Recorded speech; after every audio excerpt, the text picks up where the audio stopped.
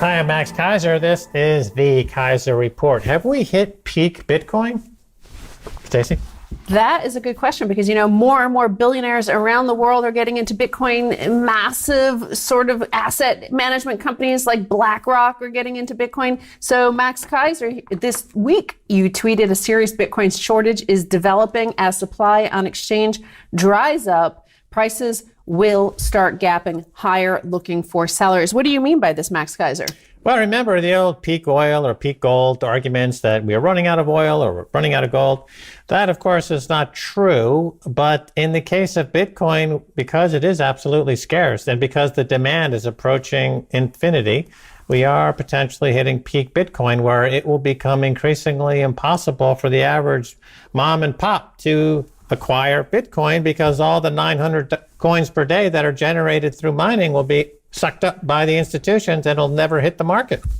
And of course, what does hit the market every single day is new, fresh printed dollars, new, fresh printed euros. I believe it was Christine Lagarde over there at the ECB in the past week. She said they will never run out of euros that they could print. So they're printing. And in the meantime, we have these major billionaire investors. We've covered almost all of them entering the Bitcoin space, calmly FOMO hodling, as we call it. So they're removing their Bitcoin from the exchanges, unlike in 2017 when it was a bunch of retail investors around the world who panic bought and then panic sold. These guys are, steady, calm, just gobbling up all the Bitcoin they can get and removing it to their hard wallets, their own under their own control. Right. Still waters run deep. And what we're seeing on the exchanges, all the major exchanges, is that their inventory of coin that they keep on hand to make markets is disappearing. They're running out of coins. And very few coins are coming into the market. And just the four biggest institutional buyers, including Cash App and Digital Currency Group and a couple of others, their daily demand is almost 3,000 coins. They only have 900 per day are being created. There's outstripping demand to supply already 3-to-1. That's going to go to 10-to-1, 21 to 100-to-1. And then it doesn't really make any difference because you just won't be able to get any. Years and years ago, here on Keiser Report, we reported that Bitcoin would displace gold. That is turning out to be true. You see it in the numbers. You see people selling gold ETFs and you see them buying Bitcoin ETFs like GBTC. And now the biggest fund manager in the world, which is BlackRock, they manage $7 trillion. BlackRock's CIO says Bitcoin will take the place of gold to a large extent. Bitcoin's network effect has forced traditional financiers to change their tune on the digital currency. And this is BlackRock's CIO of fixed income. He told CNBC last Friday, his name is Rick Reeder. He said Bitcoin is here to stay. While conceding that he is not a Bitcoin bull, Reeder said the flagship currency will, quote, take the place of gold to a large extent because it is so more functional than passing a bar of gold around. Right. This is a remarkable statement because we've heard the argument that Bitcoin is gold 2.0, that it's superior to gold, but that has come from the internet, from social media, from heterodox thinkers like ourselves. It's not come from a $7 trillion managed fund like BlackRock. And we're hearing it from other folks like Paul Tudor Jones, Stan Druckenmiller, and all. There's $100 trillion out there that looking for a home as part of the managed money environment. They are 7% of that $100 trillion. If only 1 or 2 or 3% of that money goes into Bitcoin, that means the price triples overnight.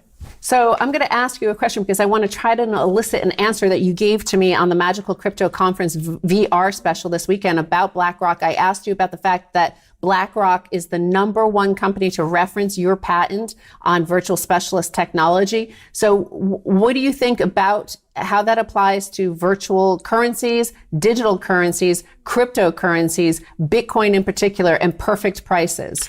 Right. Well, BlackRock is, I believe, the biggest purveyor of the ETF market, the exchange traded funds, and those are derivatives. And there's more ETFs than there are stocks. There's a few thousand stocks, and there are many more actual ETFs that are packaged to reflect the underlying number, that is the price, but it's not actually ownership. And so that's a derivative based on a virtual security. So my patent, the virtual specialist, is how do you make markets, virtual markets, using virtual securities and a virtual currency? So that's why they would reference that, and they probably have come out with their own intellectual property to move in that direction. And in the case of Bitcoin, of course, it's the private key owners that make a difference. And this is why we'll never have the problem we have in gold. With gold, it's driven by derivatives traders, and it's highly centralized. And so the gold price is very slow and lethargic. Bitcoin is decentralized, and it's impossible to control from a centralized player. And matter of fact, it is always spinning out toward decentralization. So it has two properties that gold wishes it did have, but it doesn't have. And then add on top of that the absolute scarcity, which gold doesn't have that either, plus the utility value. Okay, yes, I can store my value in it and I can use it for payments. That's true. You add this all up, and you can understand why Paul Tudor Jones, Stan Druckenmiller, Bill Miller over there at his major fund group. He has his own fund, but he used to be at Legg Mason, which is a massive asset management company as well. So Bill Miller was early in Bitcoin years ago. Abby Johnson from Fidelity. So these are major institutions with trillions of dollars under management, even beyond anything that Paul Tudor Jones or Stan Druckenmiller or the hedge fund guys manage. These are big portfolio managers in the Bitcoin space now. Right. I mean, this is like when gorillas mate. You know, it makes quite a ruckus. Well, I had not heard about this gorilla situation, but it is interesting, nevertheless, to look at the giants of BlackRock now entering the space, and the fact that we're at all-time highs again, where we were in 2017 on the retail investor. Now we're getting to the institutional investor, the guys with not $10,000 to their name, but tens of billions of dollars to their name and trillions of dollars to their name. So, you know, that's something to look forward to as we go into the end of the year in 2021.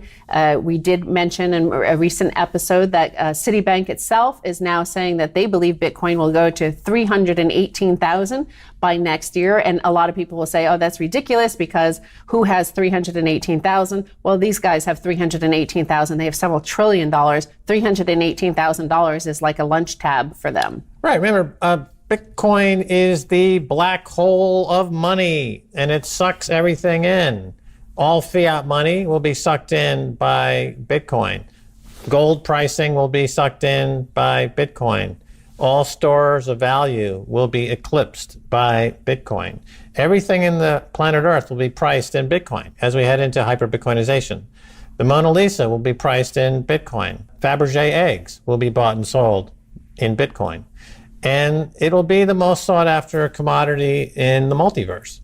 And those who are without any will be feeling like they're gorillas in the mist. Gorillas in the midst. In the mist. Mist. Yeah, the mist. That's where the gorillas hang out in the mist. They mate. Or like the elephants mating. You know, the earth moves is what I'm trying to say. The earth moves. When the thundering herd of BlackRock and Citibank and Bank of America and Paul Tudor Jones, Fidelity, the wildebeests of the money world, Fidelity and the buffalo, they go on a rampage and the earth moves. And this is what's happening now in Bitcoin. The biggest money managers in the world are thundering across the open plains toward a price point called 300,000 to $1 million. And everyone in the path is trying to grab as many Satoshis as they possibly can to take advantage of this once in a millennial multiversal phenomenon. That's a good way to look at it. The running of the wildebeest, that's like one of the safari journeys that one takes if you're going to go to Africa to look at, you know, the 5 big game or the wildebeest. That's huge. You know, shots from helicopters that Attenborough, the documentarian for BBC, makes. You see the running of the wildebeest, and there are like as many wildebeest as there is millions. Dakotas, you know, the Texas-sized herd of wildebeest just thundering across the wide open plains toward their destiny. And that's I always get really nervous watching they always on the BBC documentaries, they put a camera right next to all the crocodiles waiting for the one that is a little bit slower than the rest of the herd to be eaten. So there is like some people will get wrecked, and the exchange of some of these wildebeest of finance will get wrecked. like the guy who runs SoftBank, one of the biggest, most successful funds in the world.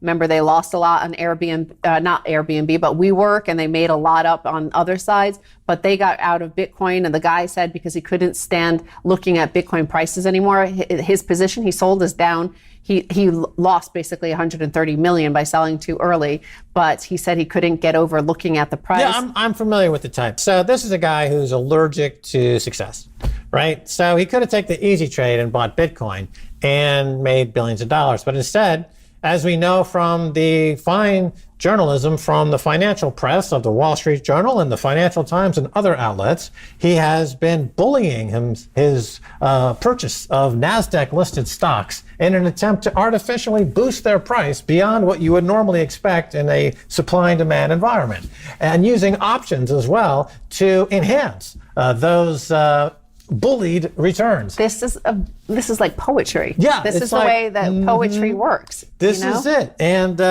as a result, he is digging a bigger and bigger hole because the Soros' law of reflexivity, where you can create your own outcome by simply buying lots of stuff in a concentrated way, only works to the extent that there is finally a bigger sucker who's going to buy all that from you at the end for you can make an exit. But what he's finding is that he's bought so much of this NASDAQ stuff that he can't exit. And he could have bought Bitcoin.